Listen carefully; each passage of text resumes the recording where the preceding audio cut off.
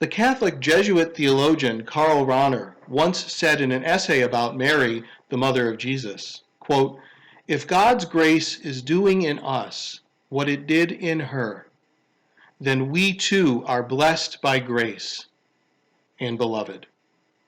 Unquote. Today is the solemnity of the Assumption of the Blessed Virgin Mary. On this day, Catholics celebrate the time at the end of Mary's life, when she was saved from the ravages of death by the power of God through her Son Jesus, and her body and soul, that's all of who she was transformed into her eternal body and brought into the full glory of God. Now, we sometimes like to say all of that in shorthand by saying Mary was assumed into heaven. And beautiful artwork has depicted the image of Mary being carried on a cloud by angels to the throne of the Trinity. Those beautiful images seek to convey the glorious reality, the mystery that we can't fully understand.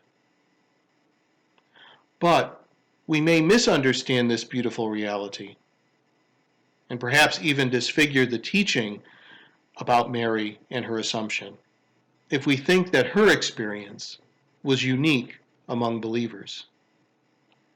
Rather, the teaching of the Assumption of Mary is a reminder to us, as Karl Rahner said, that a life that is lived in grace, openness, and response to God and in care for others will end for us as it did for her, in the fullness of God's glory.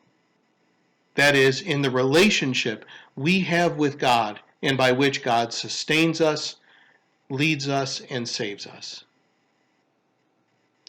The readings of the day reflect on this mystery, that if we are faithful and attentive to God's call in our lives, as Mary was, we too will share in the glory that she did. The first reading from the last book of the Bible, the book of Revelation, offers to us the image of the woman about to give birth, whom scholars say may be a symbol for the heavenly Jerusalem, holy wisdom, as mentioned in the Jewish scriptures, the church, and of course, Blessed Mary, regarded here as the new Eve. The image of the threatening dragon who will devour her son can likewise symbolize the oppressive Roman Empire and their role in the execution of Jesus. It can represent evil in general or the devil.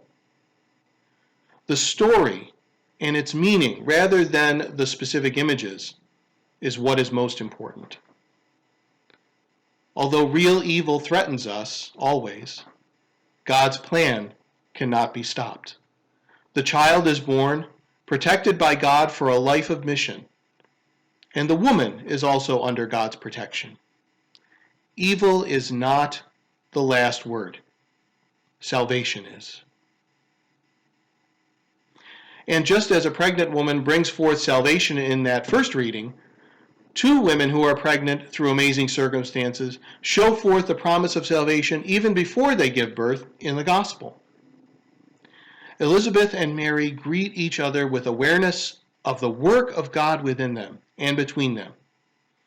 And Mary belts out a hymn of praise, the Magnificat, which promises that all the evils of a world turned upside down are simply pathways by which the mighty God who does mighty things will bring about victory for the meek, bestow power on leaders who act as servants, bring the hungry at last to the table, and widely show mercy.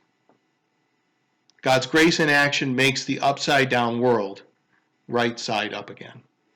It is both because of Mary's place in God's plan and her courageous, humble, and compassionate response that we are here today to live out our faith in Jesus Christ, and why we honor her, as the preface of the Eucharistic prayer at today's liturgy says so well, as the beginning and image of God's church coming to perfection, and a sign of sure hope and comfort to God's pilgrim people. May we pray today that God's grace in us will do what it did for Mary. God give you peace.